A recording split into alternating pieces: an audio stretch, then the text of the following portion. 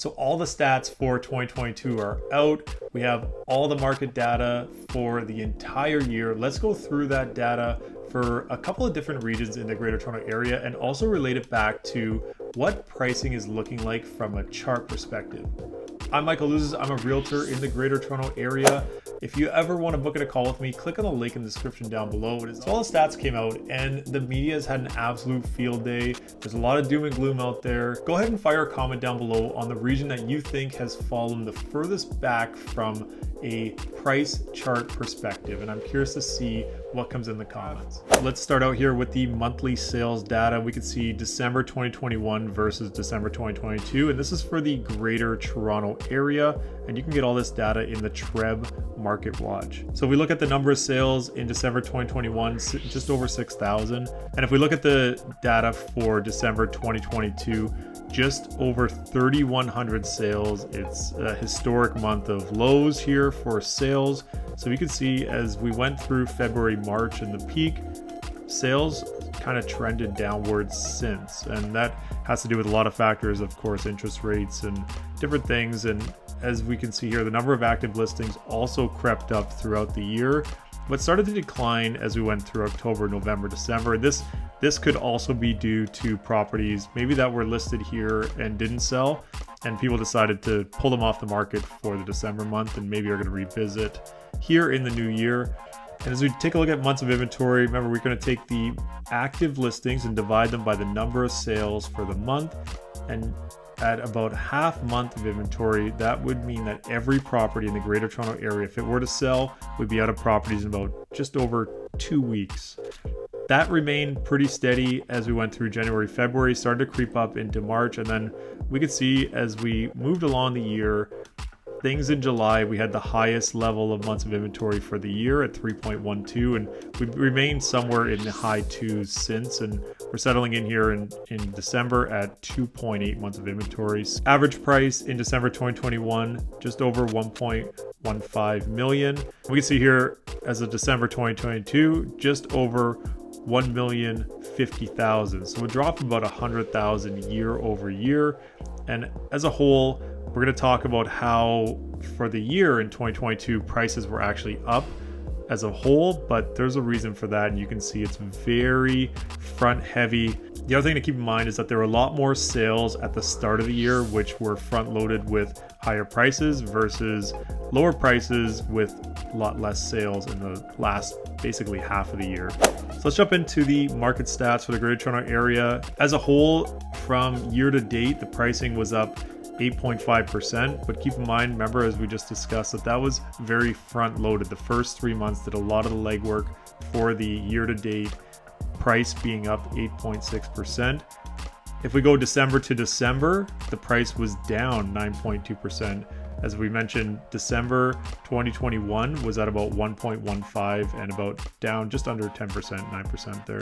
Number of sales, it's a big number. December through December, down almost 50%, and active listings up 170%. So a lot more active listings than there were in December of 2021. We can see there's only 3,200 listings in December 2021 and 6,000 sales. So quite a big difference. Months of inventory as a whole, 2.79 months of inventory of all home types. This is the chart that I wanted to go through, and I like these benchmark pricing charts as I've done in my previous videos, but we can see here as December 2022, the average single family home in the Greater Toronto Area sold for about $1.276 million, which brings us back to give or take September 2021 pricing. The peak was in February 2022 at just over 1.6 million.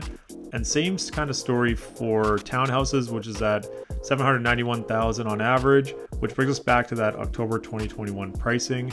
And for December 2022 in condos, we're back to around December 2021 pricing.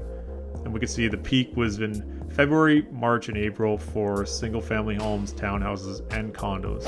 If we look to the Toronto market specifically, again, remember these stats, up 8% for year to date. And again, that was very front loaded.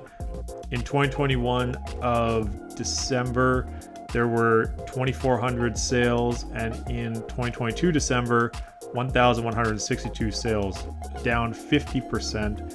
Active listings up 100%, so 3,594 listings. An average price down year over year, down 0.5%. Months of inventory at 3 months of inventory, which puts us in a balanced market for the city of Toronto as a whole. Remember, that's as a whole, so that's something to keep in mind if you are looking at a particular market. So again, same story for all the different pockets, and I really just wanted to point out the months of inventory here for Oakville, almost at 4 months of inventory, which puts it into right in the middle of a balanced market, which actually for Oakville was definitely a big jump from where it was last year. Last year in December, there were 79 active listings. This year up 350%. So literally tripled, 3.5 times the amount of listings. So definitely in a balanced market territory there. And you can see in Oakville price points, if we look here, single family homes, which are mostly what we do find in Oakville, back to that August, September pricing. If we look at York region, again, same story, but we can see the average price actually down 11% year over year. The number of active listings have doubled itself, and total sales down by half. For months of inventory at 2.5 months of inventory in York region. If we look at the price points, single family homes are back to around where they were in October 2021. For townhouses, back to October as well, and same story for condos. If we go into Durham, and this is something to really point out, is that the average price is down 15.4% year over year, and number of active listings up 375%. Total sales down about 40%. But what sticks out to me for Durham is that there is just under 2 months of inventory, which puts it still in quite a seller's market for the areas in Durham. And I find that very interesting because there's a lot more active listings and a lot more sales, but as you can see, where it was in 2021 was there was 152 active listings in December, which, you know, is not very many for 671 sales. So months of inventory 1.9, something to keep in mind for Durham region. And as we look at pricing, there's single families back to that August, September area, townhouses back to October 2021, and